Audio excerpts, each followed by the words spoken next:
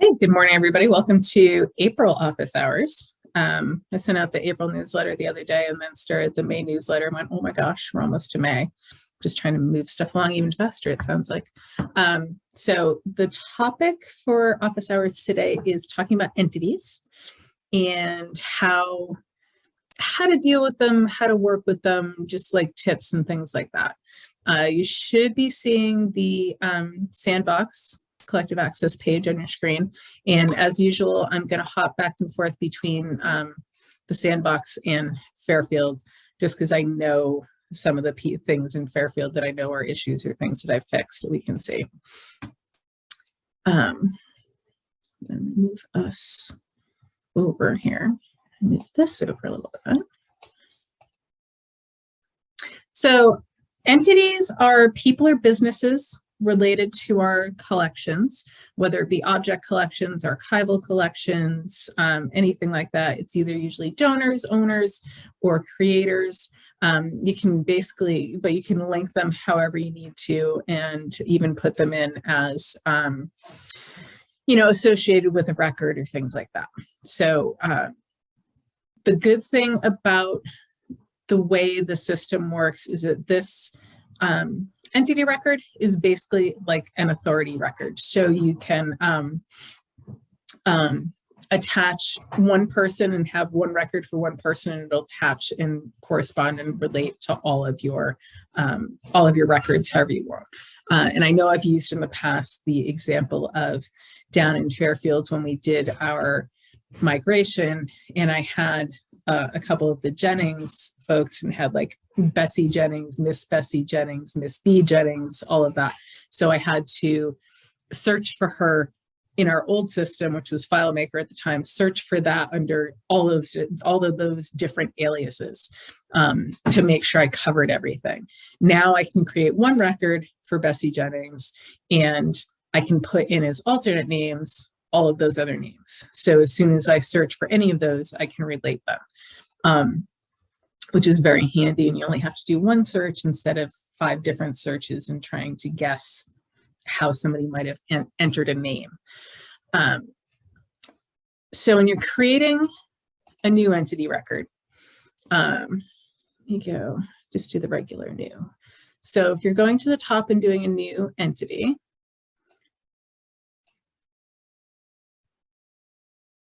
new entity, you have a choice of an individual or an organization. We're going to go with individual for the moment. The fields differ just a little bit. And as with any of the records, now you have the creating new individual visible in the top left, and you don't have any other options until you enter some information and save it. So we're going to do like a quick thing. Mind you, in the Sandbox, just a quick note, some of the things most everything should be similar to what you're seeing in your system. There are a couple things that are slightly different just for testing and people fooling around. Like the collective access ID, you won't see on your system. It's just a system ID that's not really going to show up. Let me see. For a name, who have I used? Not me.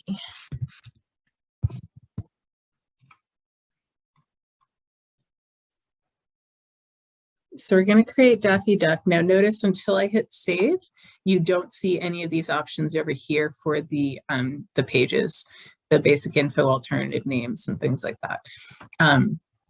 For your individuals versus your organizations, the detail information on the basic info for organizations is a lot less than for an individual. The individual, you'll go through things like nationality, birthplace, life dates, titles, occupation, all of that stuff, gender, biography, locale, notes, things like that. The one for, let me go back and just go to a business, because I know there's some right on the top. So these are the only fields that you're getting for an organization. You get the preferred labels part is the same, but for business, you just get founding dates and notes. There's a couple other things that I wouldn't mind adding, but that may happen in the future. We'll see. It won't be anything major. Anything, notes are not public access in both things. So know that when you're putting information in notes, that's not going to be anything that shows up on public access on the portal if you make something public access. But in your, let me go back to history and go to entities. In your biography down at the bottom, that information will show up if somebody has made public access. So don't put any sensitive information in there that you don't want people to know.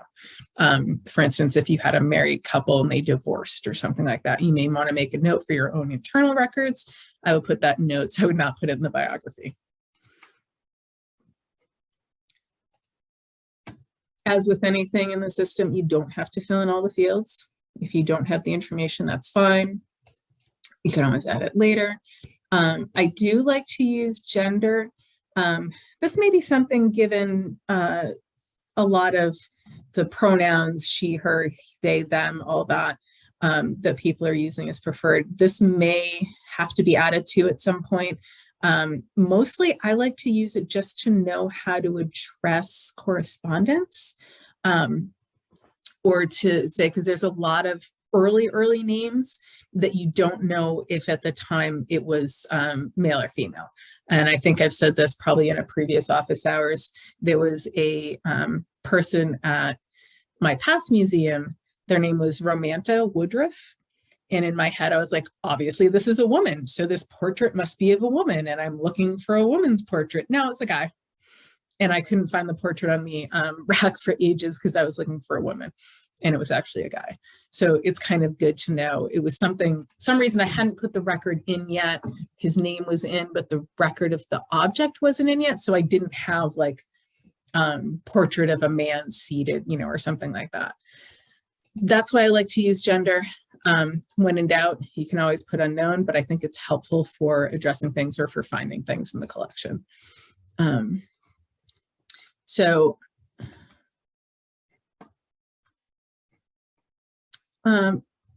Most of the time, you're going to want to use the entities as related to the donors and the donations.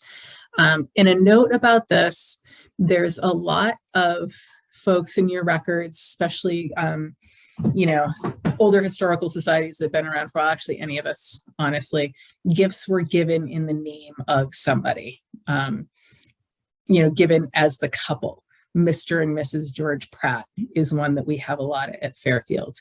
And she's never referred to by her own given name. She is always Mrs. George Pratt. We would, of course, like her to have her own name so we can trace what she did and how she relates to these collections, not just his name. So as you're entering donors in, I would highly recommend, you know, as with anything, this is up to the institution, how they want to do something. I would highly recommend creating 2 different people. So create Mr. George, you know, George Pratt, and then create Mrs. George Pratt, even if you only know her as Mrs. George Pratt. Eventually you'll figure out who she is, and then you can put her own given name in there, but you'll be able to track her separately. So, you know, it's useful for looking down the road. You know, say they always both gave you something. That's great. What if one day just she gives you something? You're going to want to have her as a separate entity, or even more so, what if she's the one that owned something or wore the dress? You're not going to put the owner of the dress as Mr. and Mrs. You're going to put the owner of the dress as Mrs.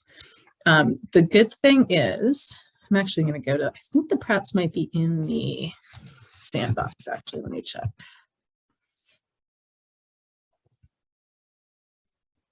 Yeah, so so I've got George Pratt, and George O. Pratt. As you can see, we're going to talk about duplication in a minute too. And we've got Mrs. George Pratt. So you do have the alternate names page available for this, and you can put in as many alternate names as you want. Put in nicknames, put in married names, put in maiden names, anything that's going to help you find this person. The type is down here, and the type options are alternate, birth name, maiden, married, or use for. Alternate is perfect if you just have like a nickname or something else you want to add. Use for is actually part of how the system will search too. or like a preferred name, something like that. But if you have like a general thing like that, I honestly too, for married women's names, this is just my own little workflow thing. Even if I only have her as Mrs. George Pratt, I'll put into the alternate names her married name and put in Mrs. George Pratt. So at some point when I find out her given name, I can change it and I don't have to add the married name at that point. It'll still just be there and I can just change her real name or her forename in the main basic info part of the record. Again, totally up to you if you want to say change her name, and I'm desperately trying to remember her name because we do know what her first name is now. You can just change her name to what it actually is here and keep her display name as Mrs. George Pratt. This is another way of using this other forenames field down here. It's totally institutional decision. Part of that too is what is going to be the preferred name of married women in something like this. One of my past institution, they said everyone's first like preferred name had to be their maiden name. And then, you know, they would obviously have alternate names if they're married names, but their preferred name was the maiden name. Up to you. Preferred name could be the married name. Preferred name could be the, you know, most known by name. Because you have that alternate name search, you'll find her no matter what. It's just how you want her displayed. I can see the point in doing the maiden name part and making it very structured that way, but there were a lot of women who I only knew them by their maiden name or their married name. I didn't know their maiden name. So if I was searching for them, it wasn't always clear who was coming up. Just looking at my notes to make sure I'm not missing anything that I was going to say during this part. Back to alternate names here. I mean, generally, let me look for these ladies too, because I don't remember if they're in here or just Fairfields. You also have examples like this. We had two sisters at the museum who gave us a lot of stuff, Olivia and, or Olive, nice spelling error in my old records. Again, the sandbox has a lot of pre-cleanup data from Fairfield. So somewhere she became Oliva in Fairfield records. So we had Olive and Frances gave us a bunch of stuff. So they're another example that you would want to split into two people.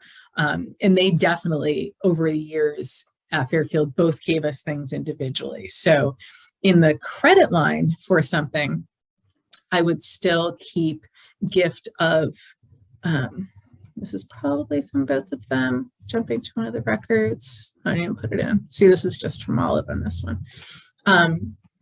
In the credit line, you would still put gift of Mr. and Mrs. George Pratt, whatever they wanted. You know, you in your mind might think, well, like she should have her name in there, but it's whatever they gave it as. That's what they wanted to be known as. So that's fine. And then I would still have, you know, gift of Olive and Frances Pease. So the credit line is what the credit line is, but for tracking purposes and relating to people purposes, I would do individual folks. So dealing with, oh, one quick note about businesses. So when you're putting a business name in, the full business name goes into where the surname is. That's the full business name. It used to actually say surname / business or something like that. And I may try to put that back so it's a little more clear. But the whole entire business name goes into the surname. It'll affect the alphabetizing of searches because it'll search under or alphabetize under the A for Autobus versus trying to put it in forename or something like that. So the whole business name goes into surname.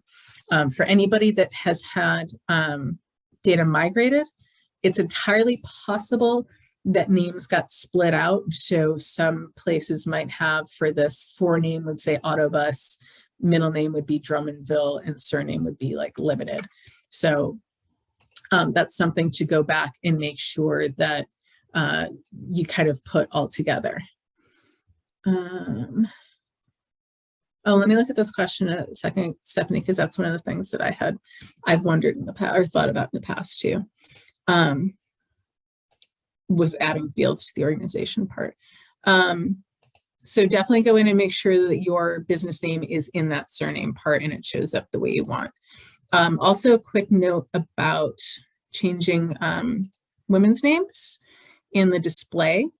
So let me just mess with somebody for a second. I'll go find a random entity. Oh, I'll use one of my fake ones. So we're adding something to, like a prefix to this. I think it might do an alternate names too. Let me see. So say Babs, Bugs Bunny's girlfriend Babs and him got married. You're going to put Mrs. Bugs Bunny. When you hit save, generally the display name will generate off of what you've entered. But do note that for some reason the Mrs. part, the prefix doesn't get added. So you have to add that separately. Otherwise, it'll still come up as a display. So you'll end up with two displays of Bugs Bunny and like not sure why. So you do have to add that. So once you save it again, then it shows up as the display name. And let me double check because I can't remember. I haven't done it in a while. You also used to be able to do type in the display name and it would parse it out for you. Yeah, so you can just put it straight into the display name and it will parse it out for you properly. So it comes up with the Mrs., the forename and the surname in there. I'm going to delete that because I don't think they ever got married. But just something to note if you're adding that married name in there with the Mrs., making sure the title's in the right place.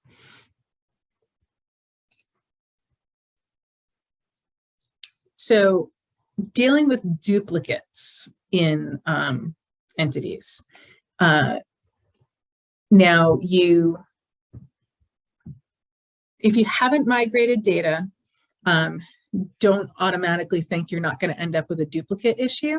You could still very easily end up with a duplicate issue, kind of for the reasons that I was talking about with the original Fairfield data.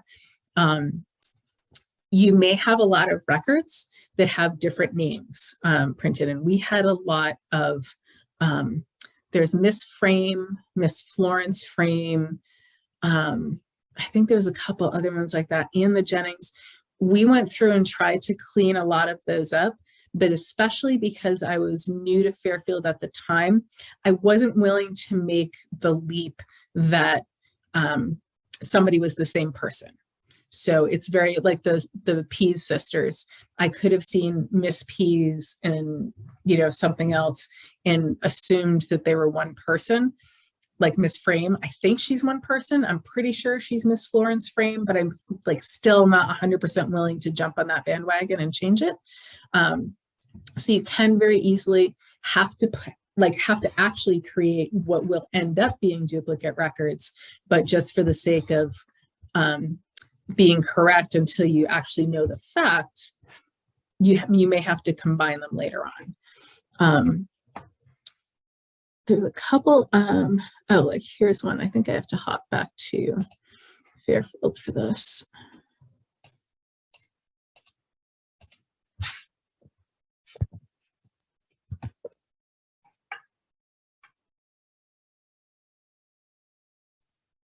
So I have a woman at Fairfield called Rhoda Turney, there's Rhoda Turney Sharps Ritker.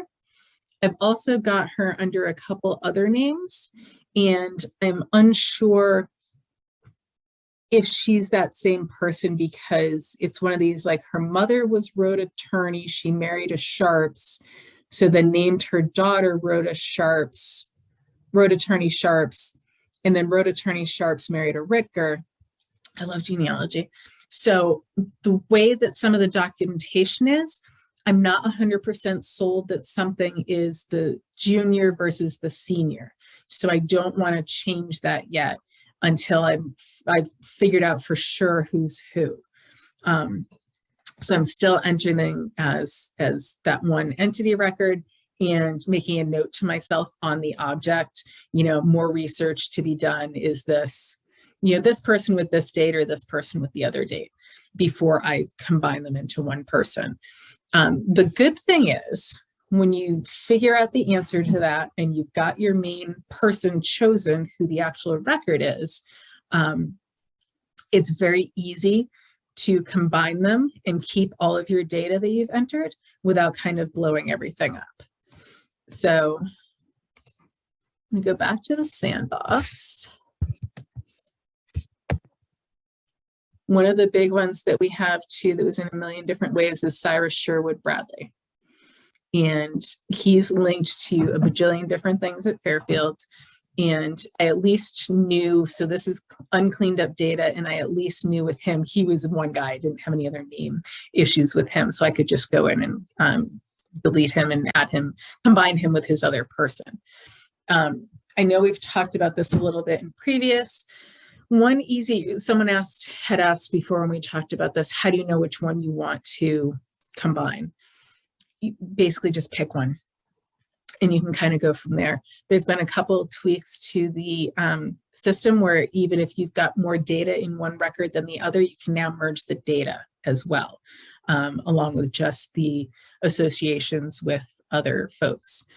So one way that I've done it, I'm going to go to the spreadsheet view of this. And I've obviously used Cyrus for this demonstration before, because he's, I've got Keep next to both of him. So this Cyrus is already linked to a bunch of different things. So we might as well keep this one and change the other one. But say we've decided to make it this, like keep this one Cyrus Sherwood Bradley.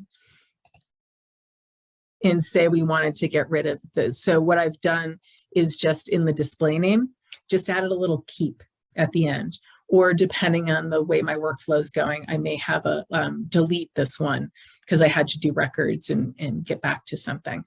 So say I want to keep him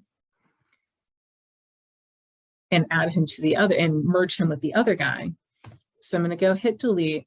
As with anything, anytime you delete a record, just be conscious of what you're doing to make sure that you're deleting the right thing.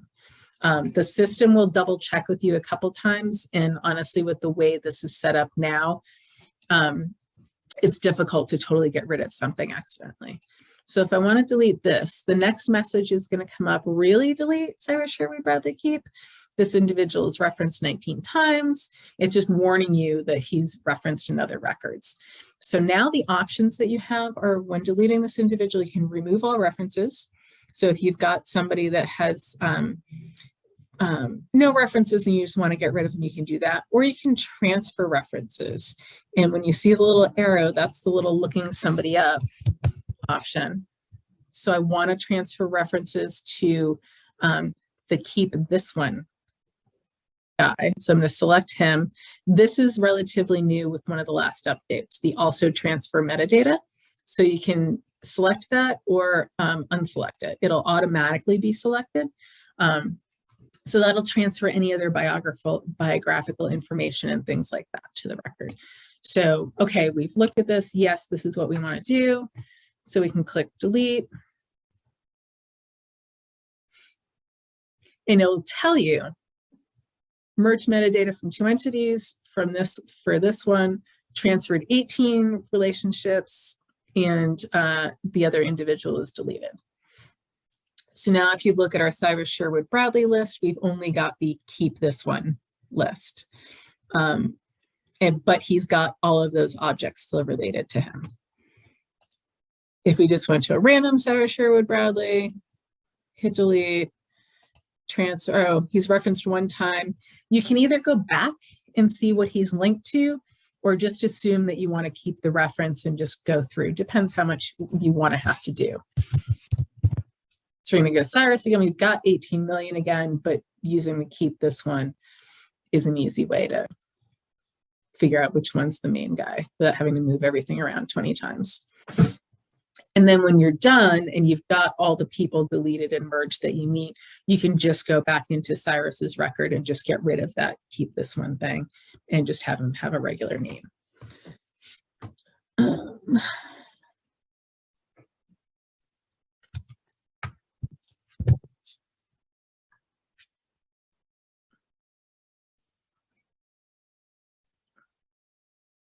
And I've done the same with this guy too. Oh, see, we've got like a Burr question mark related to somebody. And we've got so many Burrs in town. I don't know if it's this guy or another guy. So I just left it with a question mark and we'll deal with him later. I had another note about this. Oh, another hint about something you can do is you may have people, I know I do in Fairfield, have a lot of people with the same name. Oh, he may not be in, oh, I know, he's in the actual Fairfield. So I'm hopping over to Fairfield's actual database again. We have a lot of people with the same name because they love naming people after people. It was awesome. Not at all confusing. So we've got, for instance, this guy, Abraham Gould Jennings. Now, for purposes of searching, attaching, linking, what we ended up doing is put the person's birth date in parentheses after their name. So this makes it a little bit easier to select who your person is that you're looking for. So this Abraham Gould Jennings was born in 1781. This Abraham Gould Jennings was born in 1821. So that kind of helps pick out the right person to link. We actually have it right there in the display name, so it's easy to see when we pick somebody from a list to decide which guy is which. There's so many people with repeat names. There's another one down here. There's an Isaac Jennings that's got an 1823 name next to him. So that's so we can tell the difference. It's not like a standard museum data entry kind of thing. It's just our own little shortcut that we took to try to sort people out. But it actually has worked pretty well. I don't think it's too confusing having that in the display name. If you are concerned that it might be confusing and people might not figure out what that number is, I mean, you can go ahead and just put like born 1821 in front of it. If you want to do the whole life date, you can do that as well. Whatever works best for you, but it's just a good way of like quickly identifying which is the right person you want to link to a record. My volunteer had an issue with that the other day, and she's got the wrong, she didn't have it. She found that somebody linked the wrong person because she had somebody born and we had linked like somebody born in like 1781 as the subject of a photograph. And that's obviously not possible. But we had another person with the exact same name who was born later in like 1836 or something like that, that would be entirely possible. So she was working on sorting that out. Let's see. You can also relate people to each other, which is very handy. There's not right now a specificity to the relationship. Like you can't say relate people as being married or siblings or parents or anything like that. And I'm not entirely sure that we really want to open up that can of worms because it can get really complex, especially if it's something you can honestly just put in a bio or a note, but it'll at least link you to the other person. So like George Pratt, for instance, I don't know if we already have him related. So here's how, looking at the system, how you can relate that one entity record. So he's related to all these objects, the lots, and here's entities. So we want to relate him to Mrs. George Pratt, which should seem, obvious, but again, repeat names, you never know. So Mrs. George Pratt, we just have the option of is related to at the moment. If anyone has any ideas for something else that would be useful along with that, let me know. and we can discuss. So now I've got these two related. And as with anything in the system, it'll be reciprocal to the other record. So if we go to Mrs. George Pratt's record and look at her relationships, we'll now see that she's related to the George Pratt Keep This One record. And then we can put in either one of their records, you know, is the wife of, or is the husband of, oh, married to Mrs. George Pratt. Oh, apparently she was Sue Brown. I haven't changed her yet. Interesting. That sounds like a made up name though, so I don't know that I believe that one, because we're in the sandbox. Made the comment about the bio. You know, so this would be a good note to have for something like this. Again, the notes put for stuff that you don't need other folks to know. And you can put as many notes anytime you see the little plus, you can put as many notes as you want. Just checking, make sure I didn't forget anything. I mean, it's pretty straightforward. It's so Diane, yeah. Scott, just a quick question on that. Yeah. When you make one relationship, yeah, does it reciprocate, or do you have to go to the George Brown and link him to Mrs. George, or George Pratt and link him to Mrs. George Pratt? Nope, it'll be reciprocal. Okay. So right now, where am I? I'm in George Pratt record right here, relationship. So if I go to Mrs., if I click the right thing, now I'm in Mrs., and you'll see he shows up under relationships here.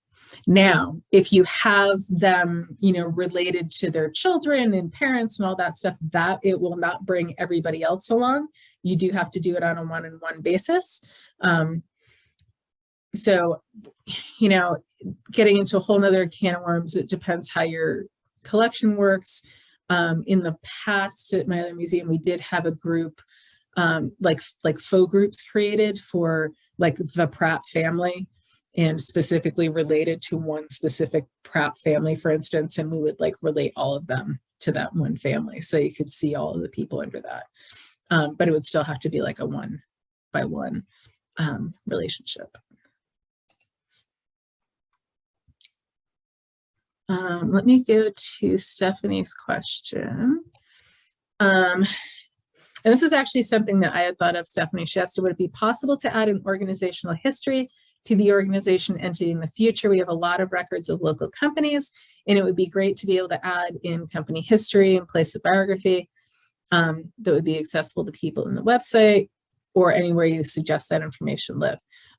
For now, I would put it in notes so you have it and you could do a quick copy paste. Let me get back to this guy. Actually, do you have the notes in this one? Yeah, I would put it in notes for now, just so you have it, like if you already had it transferred over from something else. Because actually that was one of the things I was trying to remember what I was wishing for in corporate entity business stuff. And that was it, like an organizational thing, because there are so many that are like founded in, you know, Fairfield in this state and all that stuff. And that would be something that would be super easy to add. And I need to add that to my list for the next time we do like a big addition. But yeah, I agree. I think that would be really useful. So for your own purposes, having it in notes for now would be great. But I agree, having it as some sort of institutional history for the public portal would be really good. Founding dates are useful, but could be more useful. And Joanne said, date field seems to accept any format. How do formats affect searching and sorting? It'll accept any format, but it should convert it to like a standard format. So if you put in, let me get back to a person.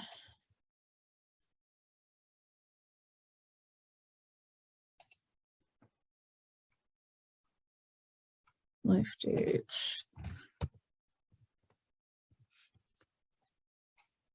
She was not born 1819. But yeah, it'll change it to like the B.1819. And I want to say,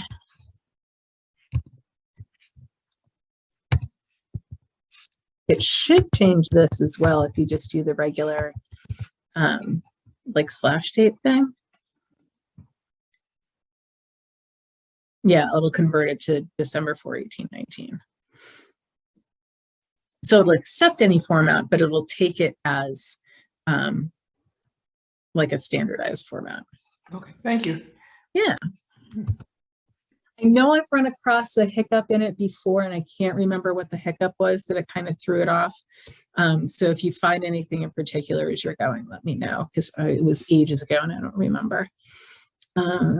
It will, one little weird thing is if you just know the year or the month and year, it changes it to like 1 January, which is a little annoying. We'll say she had a long life.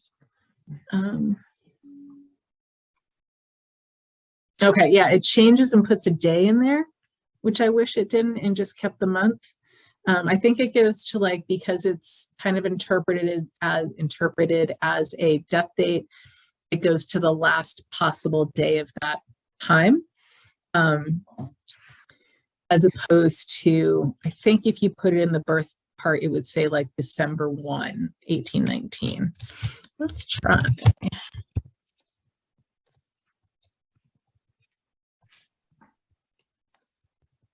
I'm giving her a long life again.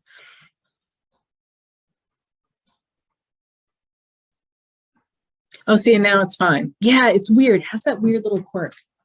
I wonder if it's just because of what's entered. So if you put in, I think, Diane, it's, yeah, if try to matches them both. that's what I'm thinking. But I want to try one other thing. Yeah, so it'll do it if you have that. It'll take about, so I'm wondering if you could do, if it takes this. Okay, so if you have the specific, one of the specific dates, but just have a general for the other one, you can throw an about or a circa in there, just so you can say that I'm not saying that it's June 30th, but it was somewhere around June 30th. And I think that would be okay to get away with. So if we put something in, we have some objects not necessarily related to entities, but it's like, we know it's in the 1890s. So we'll say 1890s. So it'll just say circa 1890s. Yeah. And you can kind of do that a couple different ways. And this is really how certain you are of your date, or uncertain you are of your date. I don't know if it takes the S. I don't remember. I haven't done that in a while.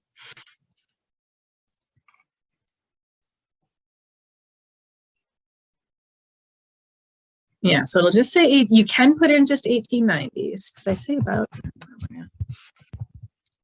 I think saying the 1890s is like generic enough that it may not add the circa. Yeah, but if I say about 1890, it should just put the circa. Yeah, so you can say 1890s.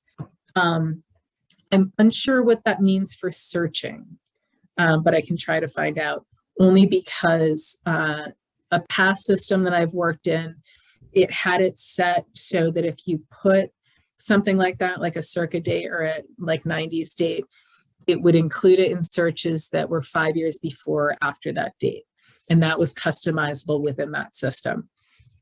This one, I'm not sure how that comes up with searches, but I think in the searching section, you can say, you know, by a number of years, but the label will come up and say that.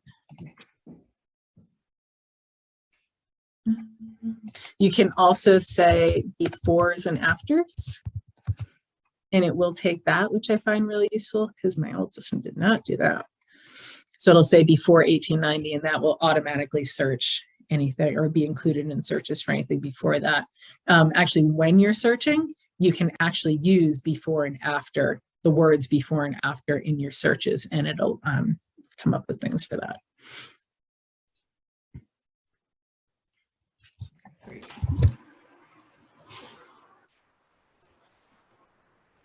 So while we're on questions, Diane. Yeah, I was gonna say we're on question time, so yeah. This is Scott again, and I know one of the challenges we had is we have entities that were donors, but they were also artists, Mhm. and not necessarily donors at the same time as it being an artist, or Mhm. one of the couple was an artist and the couple gave the work. So it was a problem in searching. How So if we so? wanted to search, well, if we wanted to search for Anne Chernow, Mhm. we would get all the works that she created, Mhm. but also all the works that she donated.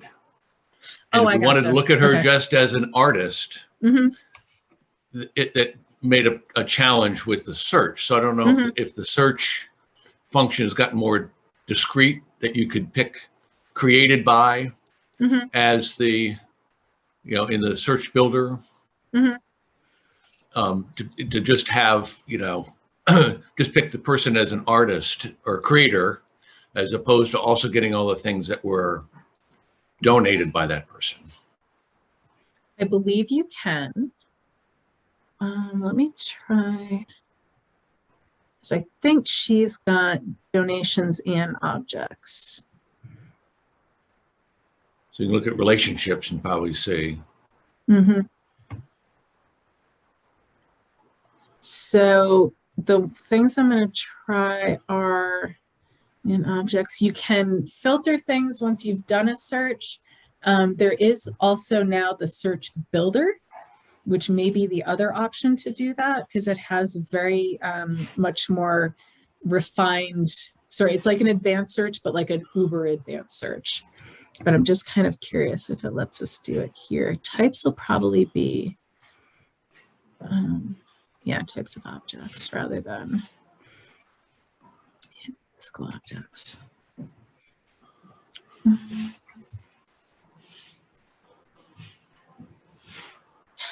So it'll tell you, oh, I had created by her that I could do it too. Because I know we have books by her. I mean, you'll see it here with like, it'll say donated and that kind of thing. Right. Quick note about that. That is actually new. This little option to kind of change on the fly. I have a monthly meetup with my alternate person in Minnesota. So Minnesota is doing the same project kind of parallel to us. They kind of based it on ours, and we're pretty parallel about where we are in our projects right now. And she and I were chatting, and she was showing me something, and in her record, she went in and I'm gonna get to the other view actually. In her record, she went in and got to her related entities, and she had this, and I was like, wait, you can change that on the fly? And she's like, yeah, I had them do that for me a while back. I was like, I need that. I need that in the upgrade, because you would have there in the past, you would have to delete, like unlink the person and then re-add them. Now you can just do it on the fly if you decided that she was the creator or something like that, which is really super handy now. Should have said that in the beginning of the other part. Really handy for people who have had data migrated that you needed to change, that you couldn't update people at the time on everything.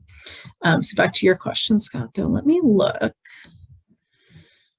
I'm trying to think who I might have as a creator and an entity, because I thought she created. Well, John Taylor too. Arms might have been one. I think he donated some stuff. I don't know that he did, because I think a lot of it got donated by his wife. We can try him. I'm trying to think of who else we had as who's both like a maker and a donor. No, I don't want that. Actually, I want that. This is just like a quick skim of. Well, I'm thinking of who we've got as a creator and a donor. We can also go to, so the new search builder, which I'm going to do in an office hours and maybe a separate tutorial. It's definitely in an office hours coming up, came with the last upgrade, and I love it. So you can go find entities. You have your usual basic advanced browse at the bottom, but now there's search builder. So it gives you a lot of flexibility to add like a very like detailed search. It'll give you like pretty much every field known to man practically. So we want like an entity. So if you put entity name, you'll have the option of equal, not equal, begins with, all of these modifiers, and then put the name in. And then, whoops. The only problem is you need to go down through all the little like minutia of everything to see what it is. And I've honestly not had enough time to play with this as much as I would like.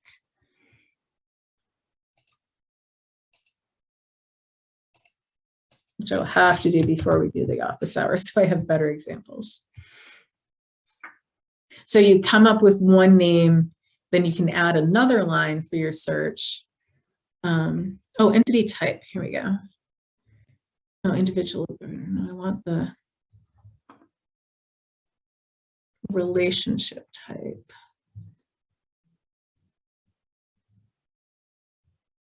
Oops. It may not be here, and like I said, I haven't played with it as much as I want. Related list. Right, well, that would be a good yeah. place. That would be a place to add it. Yes, it would be a place to add it. I would actually, that would be entity type for or any entity, of us, honestly. whatever that. Yeah. I think there's. Then a you way could to say, do then it. you could filter it and say Right. is created by or is donated by or what are the other. Let me do some more. Let me do some more playing around as soon as I can remember a artist and donor at Fairfield, and I'll come up with an example for you and find a way to do it, because I'm sure there is. I just can't think of anybody to play with right now. Let me play with it afterwards, so I'll get back to you, and I'll actually include that with the notice of the recording for everybody. Because I'm not going to say, no, you can't do it, or we need to add that before you can do it. There's always a way to do stuff. Okay. And this is less a question. And this is less a question, Diane, and more just a confirmation. I know in the past we had the problem where the contact details fed over to the public site, and I think that was fixed so that you didn't want the address of some of these people or phone numbers showing up on the public site of. Right. Double check that for me and make sure that it was. Okay. Because it should be. But I honestly haven't looked at that since we were first talking about it. Yeah, okay. There are ways, just FYI, of doing some more in-depth work on your displays. And if you want to come up with, this is like internal, this isn't for the other information showing up. On your own displays, you can limit by artist, creator, manufacturer, donor kind of thing. It's kind of buried down deep in the display. So if it's something that you want, let me know and we can go over it. But you can limit it to the type of relationship. So if you, in your display, you come up with your 100 results of John Taylor Arms and only want to see what he donated, you can limit by donor in the display part, which will just be like for you and for your own records and things coming out. Which is handy, and I totally forgot that I had done it ages ago for something, and I came up with the for object lists or object labels for exhibitions. We had done just like a quick little thing to export it into a Word document, and I only had individuals who were the creators versus linked in any other way. Quick note on linking entities / creating entities for people in photographs, because I know this is a question that had come up. It's come up all the time with things, and it's totally up to your institution whether you create an entity for someone that's in a photograph. Totally up to you. The kind of guidelines that I've gone with in the past that we had at my old institution was if there were a couple people and a big collection, and they were very likely, they were either important or very likely to repeat many times, we would create an entity. If it was a group portrait of like 20 people that you were likely never to see again anywhere, we didn't bother to create entity records for them because it was just too time consuming. We did transcribe their names into the description. So anyone doing a keyword search would be able to come up with that person. We just didn't create entity records for all of them. You know, we wouldn't have had any information other than their name, and it most likely wouldn't have come up again. If, you know, that person gave us a ton of stuff later on, you wanted to do later on, that's great. Some places I know will create an entity record for everybody, no matter what. Minnesota, when I talked to her, they have a whole, like, at my counterpart's institution, because she's very much like me, she does this as part of her job, and then she's got her main job as collections manager at a historical society. So they, at her historical society, will create entity records for everybody. They have folders and family records for everybody individually. And I mean, they have a ton of info. I don't have time to do a lot of that. I just rely on the keyword search for a lot of it. So that's totally up to your own institution. Any other questions about entities or anything else that anybody's run across? This is Scott again. I'll just toss out another potential topic, since you may want some later in the year. Always looking for topics. The exhibition module. Oh, okay. Might be interesting to have a dive on that. Yeah. How to best use that. I will add that in. And I don't know whether to do exhibitions and loans at the same time. I'll have to look and see, because I think we probably could. Yeah, you could probably relate it. I know there's separate ways of managing them, but the idea is related. Mm-hmm. Yep, exactly.